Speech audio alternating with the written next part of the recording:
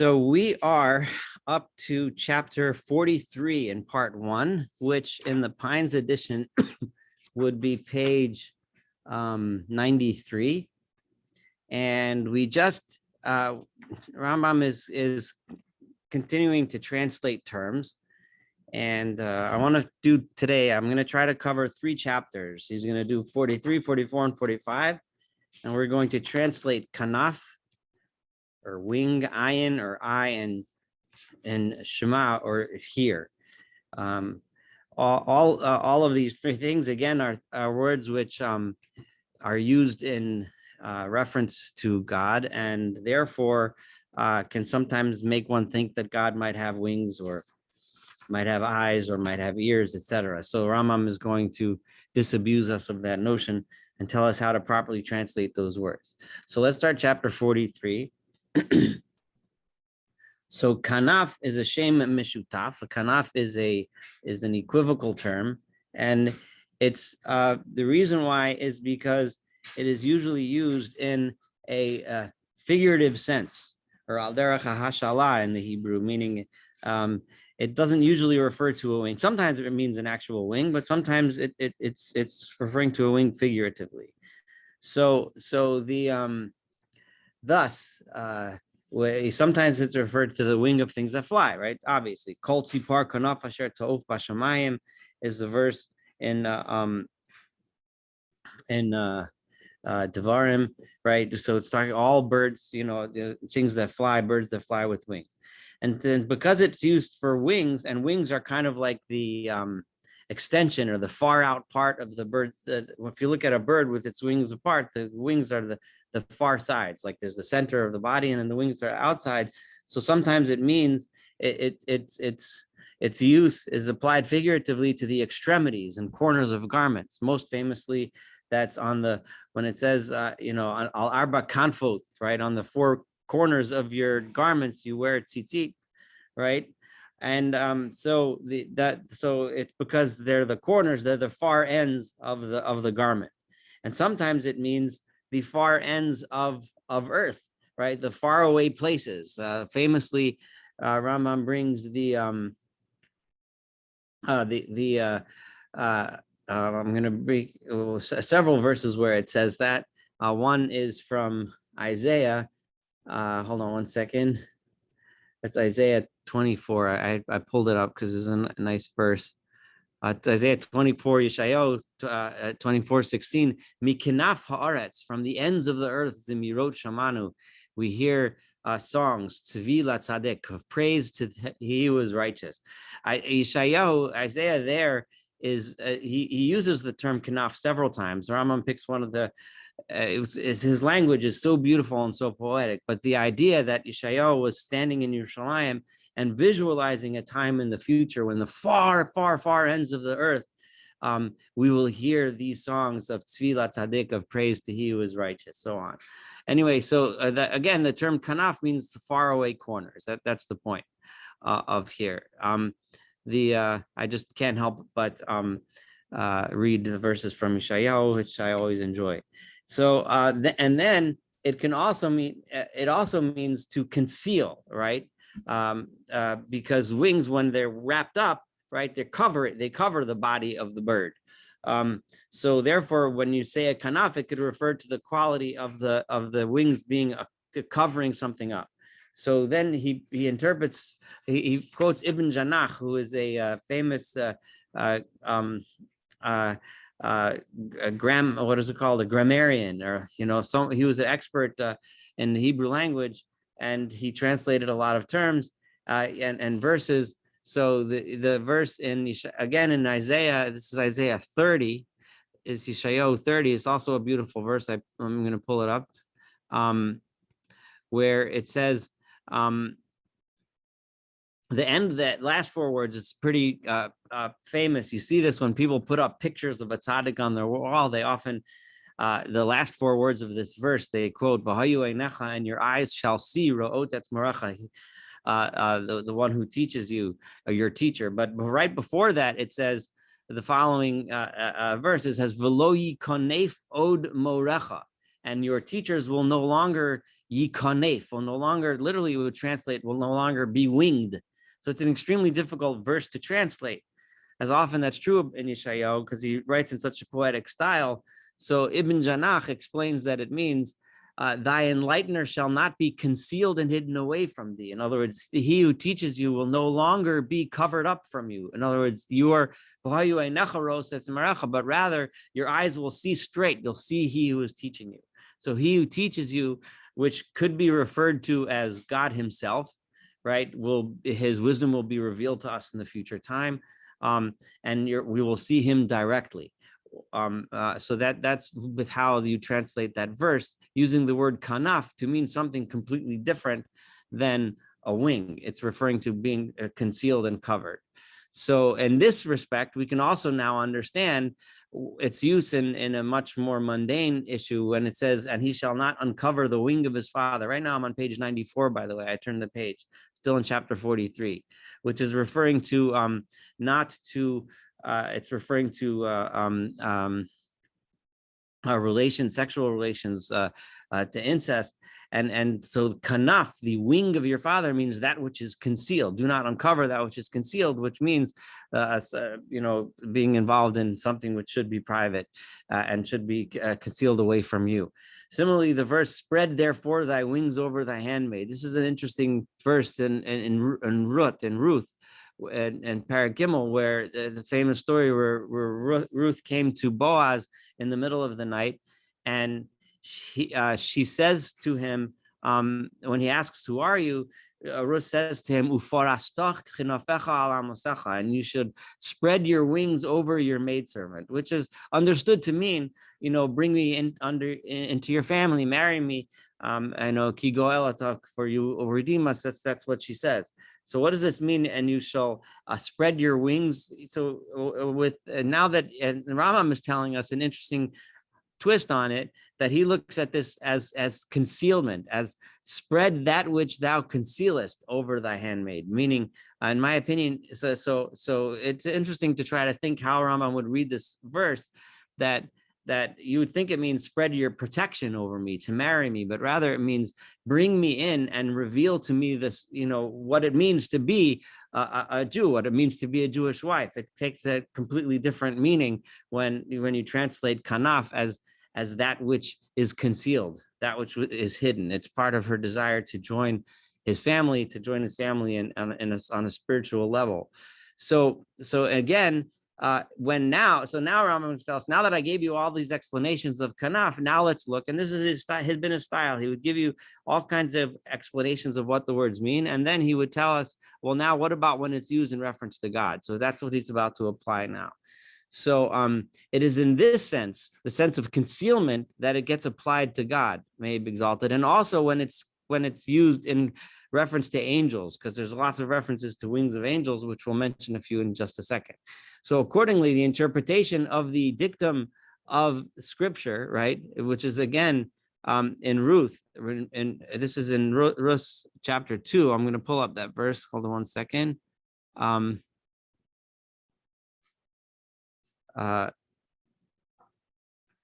Where she says there, so where Boaz is talking to Ruth and tells her, Yishalem Adonai Pa'alech, God should repay you your greatness for what you've done, for your deeds. Usihi maskurtech shlema, and you be repaid in a complete and full way. Me'im Adonai Yisrael, from God, the Lord of Israel. Asher bat lachasot tachat kanafav, that you have come to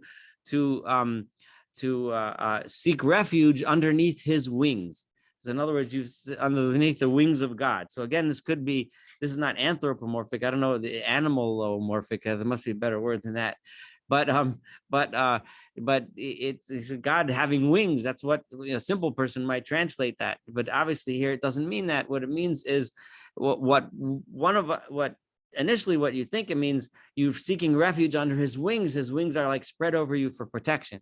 But Rambam is saying this differently. He's translating it, you have come to be hidden under that by which he conceals, right? In other words, that which is hidden, the knowledge, the wisdom of God, right, is what you are coming to join. Those things that are hidden, the things that you don't know yet, you're coming to learn, you're coming to become aware of. Similarly, in all cases where the word wing refers to angels, it signifies that which he conceals. So again, we're going to go to Isaiah 6, Yeshayahu, the chapter 6, where Yeshayahu has a vision of the angels in front of the Kisei HaKavod, in front of God's throne of glory. And this is one of the famous places where it mentions angels and wings. So in verse 2 there, it says, and I'll read the verse, it says, Seraphim omdim mima'alo. There were seraphim, some kind of a flamey, fiery angel, were standing above him, right? Him meaning the image of God that was sitting on this throne. Sheish kinafayim, and each one had 6 wings.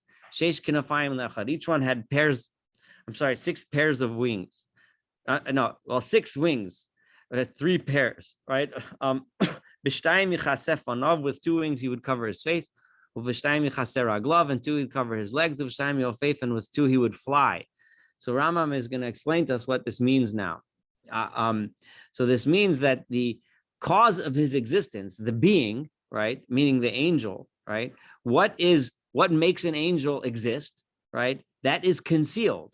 So when it says that the angel had wings, Rambam is telling us, I mean, of course, you imagine in your mind this image of this fiery being of some sort that has these incredibly powerful, fiery wings. But Rambam is telling us that that's not the point of the verse. The point of the verse is of course, to portray an image, but more so, it's coming to tell us that the angel is something that we don't understand, and it's covered by wings. Right. Similarly, the things. So that's this means the cause of this. I mean, that of an angel is most hidden and concealed. That cause being indicated by the expression "his face." When it says "his face," remember when God. We talked about the meaning of face before in reference to God when he encountered Moses, and the Rambam said face is understanding. When God said you can't see my face, it meant you can't truly understand my nature. The same thing here, we can't truly understand the nature because it's covered by these wings. So similarly, the things of which the angel is the cause. The angel is also the cause of something, right? Remember, we said regel, the word foot. Rambam translated that for us. If we go back to, I think it was chapter 28, Rambam translated regel and explained that just like somebody dragged something along with the foot meant the cause of something. You have to look back at that chapter. We studied it together already. So when it says that he covers his feet, means the angel, not only can we not understand what he is, what his essence is, we also don't understand, and it's concealed from us, the things that he causes, the things that he brings about. For the acts of the intellects, in other words, the intellects meaning the angels, Rambam is going to make a point now, and their effects become clear only after one has trained himself. This is due to 2 causes, one which should be referred to them and one to us. I mean, in other words, we cannot understand them in their true reality, and their true reality is so much above us because it's separate from matter. An angel there is no matter, there is no goof, there is no body. So which it gives us a little hint, and Rambam will explain later the nature of an angel, and actually we're going to get there pretty soon. As he says, I shall explain in a separate chapter in 49. After we do these 3 chapters we're doing now that translate these terms, we're going to get to 49. He's going to get into some really fascinating stuff, including we're going to learn the nature of angels. But the point being, here he just hints to us a little piece of it and says that the kanaf, the wings, conceal from us that which the angels are, their essence, and that which the angels do. And he referred to an angel, and the reason why it's concealed is because an angel is pure intellect. There is no physicality to an angel at all. So that gives us the meaning of the term kanaf and how to understand it when it's used in reference to God. Kanaf means, according to Rambam, something concealed. And he explained to us how the word kanaf means concealment. And he gave us a very different understanding of tachat knafav, which we usually understand underneath God's wings in a sense of protection. Rambam doesn't understand it that way. He understands underneath God's wings means that God is concealed from us. And when we are under his wings, we are being revealed of some essence of that concealment. Something that's concealed is being revealed to us. All right, so that concludes wings. Any comments or questions about wings?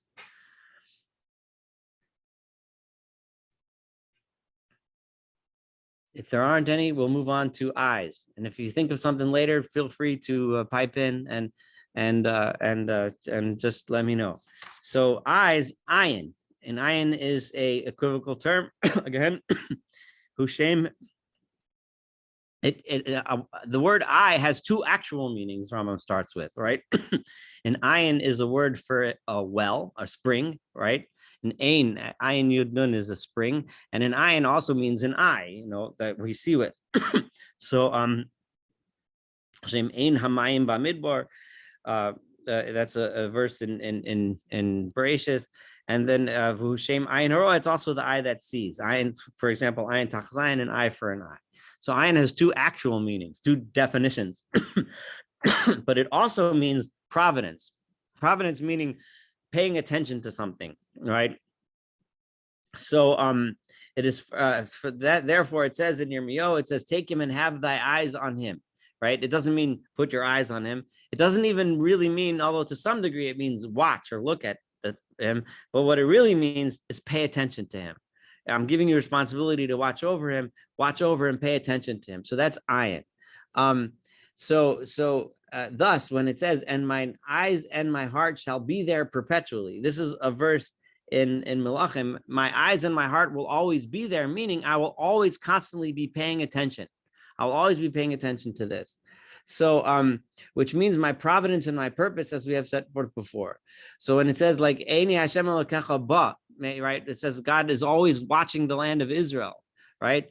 So what does it mean, the eyes of God? So Rambam, again, in his regular pattern, every time he translates a term, he explains, he gets to how it means. And then he says, well, when it's used in reference to God, it doesn't mean his eyes, but it means he's paying attention. He's watching. His providence is over the land of Israel, which means that his providence is upon it, which are the eyes of the Lord that run to and fro. This is a verse in Zechariah, right? So which means that his providence extends also to everything that is on earth. Rambam, interestingly, immediately after quoting a pasuk that talks about God's providence over the land of Israel, he immediately throws in a verse and emphasizes that God's providence is upon everything on earth. As we shall discuss when we discuss, again, a little tiny flavor of what providence means, but don't worry, Rambam says later on, and this is in book 3, he's going to have entire chapters on the subject of providence. Providence in Hebrew would be called hashgacha, right? Like hashgiach, to pay attention to something. So ayin means hashgacha. When the Torah and Tanakh, and this is Rambam giving you a key, if you ever see the term ayin, think hashgacha, right? Think about providence. So when, however, the word seeing or beholding is, but if it talks about the eyes, right? So for example, his eyes behold, right? This is from Tehillim, right? That God's eyes see something. So there it's talking about God's apprehension. It's not just his providence that he's actively paying attention to something, but when he, so to speak, whatever this means, apprehends something, he sees something that we do, that's when it says his eyes behold. It's intellectual apprehension in all these cases, not sensory apprehension. In other words, there are no actual eyeballs that actually had any light rays, strike the back of the eye. That's not what happened, right? That's the point. It's an apprehension. For all sensation, as you know, is an affection. Any sensation means, like when we smell something, something changes in our nose. When we hear something, something changes in our ears. That you better make sure, Rambam emphasizes again for the umpteen millionth time, right? That's something that's completely irrelevant when we're talking about God. God doesn't get affected by anything. So when it says his eyes see, it doesn't mean something changed in his retina. It just means that he apprehended something that we did.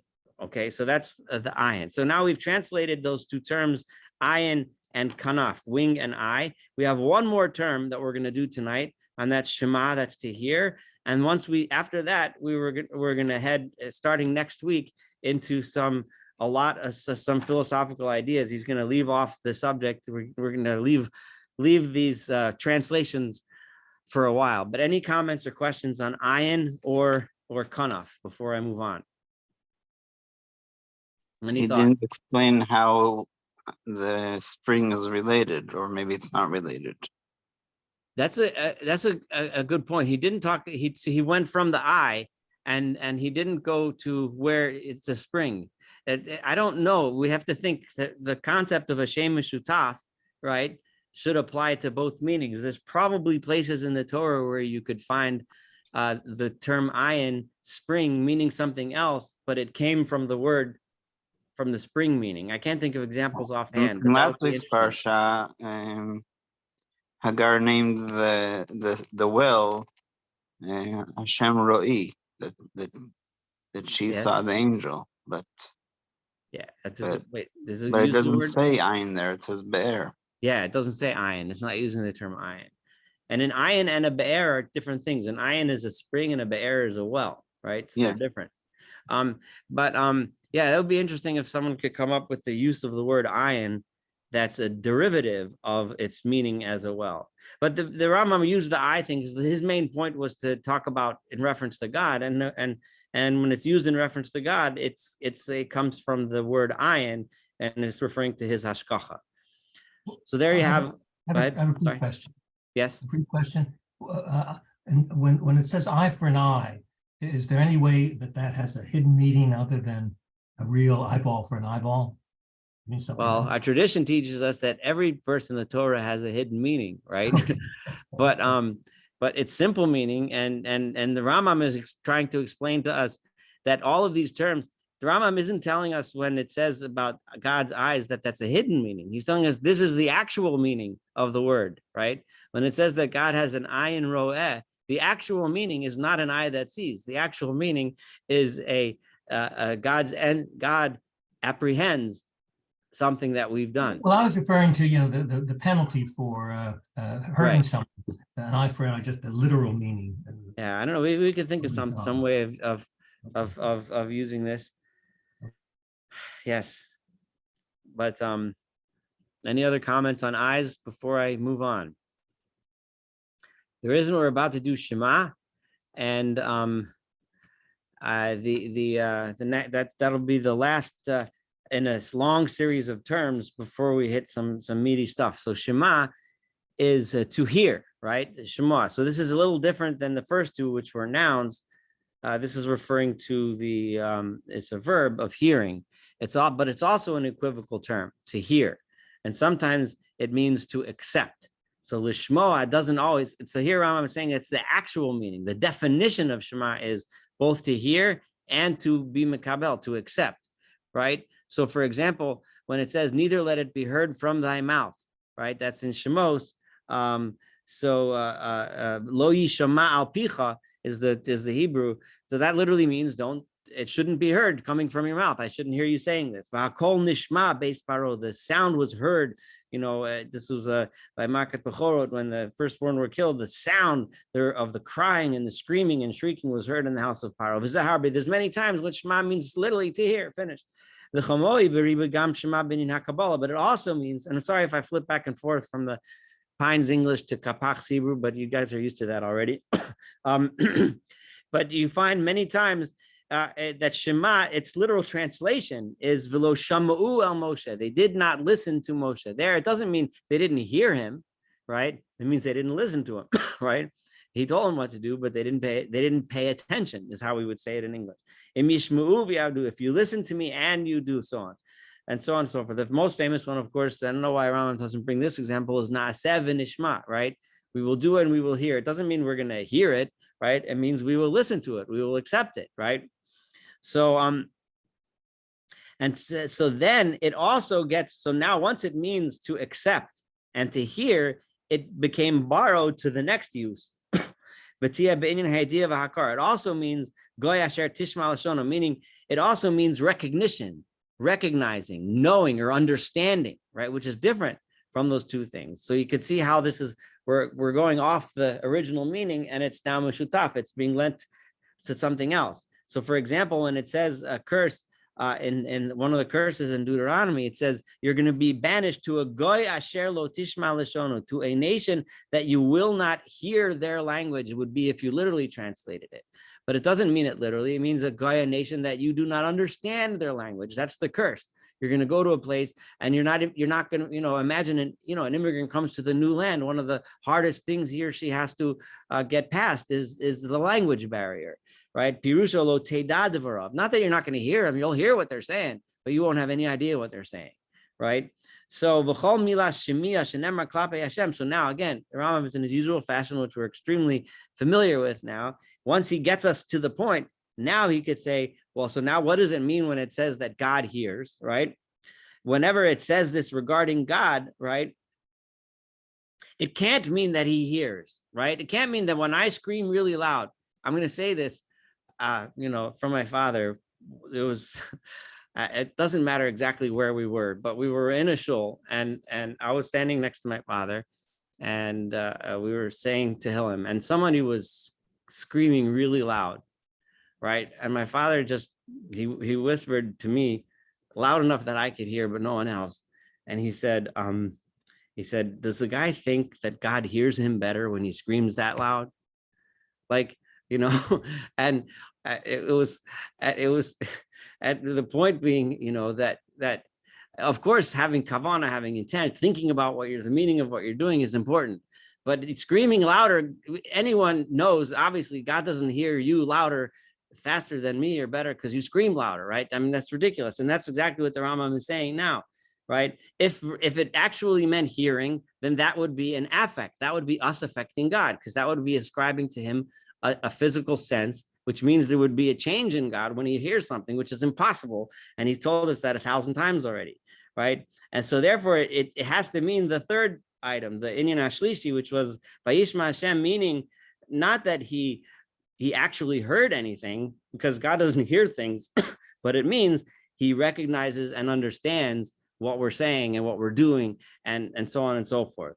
That's Hasagas Yediyah. It's an intellectual apprehension. And again, the kind of intellect that we don't grasp, it's God's intellect, but on whatever level that is, God grasps it. He gets it. He gets what we're saying. He gets what we're doing. He gets what's going on in our hearts. If you look at it as understanding, right? So then the second sense, right? So then I'm in the middle of the page. I'm on chapter 45, which is page 96 in the Pines. So then it would be a description of if you look at it, the second one, God understands. What does that mean? It means he understands and listens and responds. So if we daven, let's say if you or I do something and God pays attention, which was the last chapter, Ayin, and God hears means he understands. He knows what you and I are going through. He knows what's going on, right? That's God knowing. But then if I pray to him and he reacts and says, okay, you know what? So it'll be okay. You'll get better. It'll be fine. And my life is fixed. That's the second meaning of Shema, right? The second meaning of Shema is not only does he hear and understand, but now he answers, right? Meaning he truly, that's what. So there, and then he brings the Vishamati ki chanonani. I will listen because I am compassionate. What does it mean? God says, I will listen, right? It means more than just that he hears it, but he comprehends and understands the issues that are involved. And because he's compassionate, that's why he understands, which is a really good lesson because it tells you, I mean, you can't be compassionate without understanding what the other person is going through. And we learn that directly from what God just says. When we beseech God, tilt your ear and listen. Or where it says the opposite, and God did not listen. Or gam ki tarbu tefillah, no matter how much you pray in any shemeh, I will not listen to you, right? That's again from Isaiah. That's God says if you're gonna be a bunch of thieves and murderers and liars, right? No matter how much you daven to me, I'm not listening. That's the verse from Yeshayahu, the first chapter, a very famous verse. I'm not gonna listen to you. What does it mean he's not gonna listen? He's not gonna hear? Well, I mean, of course he knows what's going on, right? But ve'ela rabim, you see many examples. It means he's not going to respond, and response means understanding. So, and I can bring you many of these examples, right? Figurative senses. You'll be given an explanation that will quench your thirst and clear your doubt. The meanings of all of them will be made manifest to you, right? So that no difficulty will remain in anything that is in them. In other words, I've given you the tools that you need. Now the Rambam says, and this is beautiful because it's kind of the end of this series, and he's telling you, I gave you all these tools. I told you all these words. I told you how to understand these words. Go study the Torah. And now you can go and learn those verses and understand them properly for yourselves, and you'll get it, right?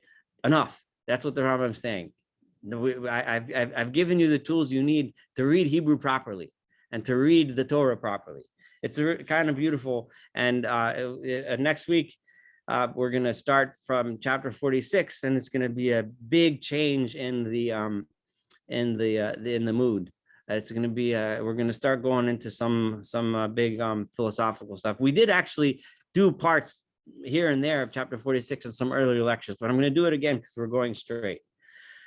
Tell me, we're going to learn about angels in chapter 49, which you referenced today. We're going to start learning about all kinds of cool stuff. Any comments on these translations, on these words? Remember, we did Kanaf wing, Ayin, and Shema here. Go ahead. Okay. Something that's bothered me. Since God knows our thoughts, and right, we've established he has no ears, what is the necessity for speaking? Because in the Talmud, many places, there's necessary to say the right words, that there's a line that's important. Why, talking about language, since Shema doesn't mean God has ears, why is there this distinction between saying something and thinking something? It's more for us than for God, by us as people, when we back up our thoughts with action, and then that in action in this context it means words. It forces us to really to consider what we're saying in a much deeper level. When you have to actually form a sentence and say something, it's more for us. There are instances where we say, where halacha recognizes thought alone as being a way of prayer if you actually can't speak, right? So there are instances. Yeah, go ahead. Is there any suggestion here that it's because God can't read thoughts, that it's something, and I think of this in terms of modern technology and authoritarian regimes, where they're going into controlling your thoughts, is the sense that there's a right of privacy, if you will? Well, first of all, when it comes to hashgacha and what God knows, right? That's obviously a deep subject. And Rambam is going to go into that, like he said today. He's going to go into that later, but that's in part 3. We'll get there in like 5 years. But on the basic level, right? Our thoughts, to God, right? Our thoughts are also actions going on in our brain, right? There's no reason why he should know that any less than he knows what our speech is, right? Yeah, but many times one has, if you will, evil thoughts, that you really don't even want God to know. At least that's and don't have them. I don't know, but if God knows them all. The good part is that God also understands why they're there, and he won't judge you just on the thought. He'll judge you based on, he knows why you have those thoughts. Okay. It's okay. It's fine. So Lashon Hara doesn't extend to our thoughts, right? We can think bad things. I've never seen that. You shouldn't think bad things about other people. We should learn to judge them well. It starts in your brain, and then it goes from your brain to your, if it goes from your brain to your lips. But yeah, it's better not to think about that stuff. Okay. Try to think positively. Any other comments about these translations? I have a question. Go ahead. Yes. And maybe this is for a lot further on. You've talked about how Rambam doesn't believe that, like, we don't affect God, so we don't change things. Right. So what would he say prayer is for then? What's the point of praying for good health or praying for something? Yes, that's a really good question. And essentially, Rambam touched upon that a little bit in hints, and he's going to deal with prayer in more depth. But the short version answer to that question is that prayer is a method for us to understand God and bring us closer to him. And in the Rambam scheme, and we touched a little bit on this tonight, if we come close to God in our comprehension and our understanding and our intellectual achievements, Somebody's talking in the background, we can hear. There's some background noise. Can you silence it for me? I just muted everyone. So again, there was some kind of background. I apologize for that. So the Rambam's idea is that if we intellectually conceive or understand and apprehend godly, God, right? The closer we are, the closer we feel his hashgacha, the closer we experience his interaction with us and how he pays attention to us in our lives. So therefore the Rambam says the hashgacha, right? God's providence over something is proportionate to how much that person raises himself or herself to God, right? So so there's like an animal, right, which has much less providence than a human being, and so on the scale of things. And Rambam was going to say this straight up. And the process of prayer is the process of us comprehending God more, and then it brings God more into our life. Does that make sense? So it's not like he hears us and then pushes a good button, and then we get money, but it's a result of our attachment to him. It's a result, and the way we attach ourselves is by our intellectual apprehension and achievement. So the more we study, the more we know, the more we experience God in our life. That's a very short version, but I promise you're gonna get little bits and pieces in almost every other chapter, just like we did today, bits and pieces that you'll pick these things up. And as we go through it, it's gonna develop more and more, and you'll understand it more. But that particular subject, he's also going to deal with on a much on a deeper level. Anyone else wanted to say something before we close up for the night? Yes, go ahead. I think if you want to unmute yourself, you can do it. The Talmud talks about Chonei Amago, who speaks directly to God and God answers him. Right. How does the Rambam explain that? That's a very famous example. There's a lot of examples in the Talmud, though, where it sounds like a much different understanding of prayer than Rambam. And Rambam understands all of those on a metaphoric level. He'll explain it in a very different way. He's going to explain that it's what seems to be happening on the surface is not what's really happening. I'm just going to leave it at that for now. But remember that when we look through the Talmud, Rambam is going to bring quotations from all across the Talmud to support his ideas, and he's going to ignore, in many cases, all of these things that don't support his ideas, like, for example, the ones that you just said. But sometimes he'll bring those up and he'll explain why it doesn't really mean what it seems to mean. It means something else, and he'll explain to you why. I don't know specifically how he'd answer that specific story, but that's the approach that he would take. And sometimes the Rambam might find a Chazal that disagrees with him, and he'll say, "Yeah, I know it says that, and that's another opinion, and that's not the way I hold." There's other opinions, and so there's a few places where that happens too. I'm sorry, I kind of dodged that one. I'm sorry, but yeah, it's a very good question.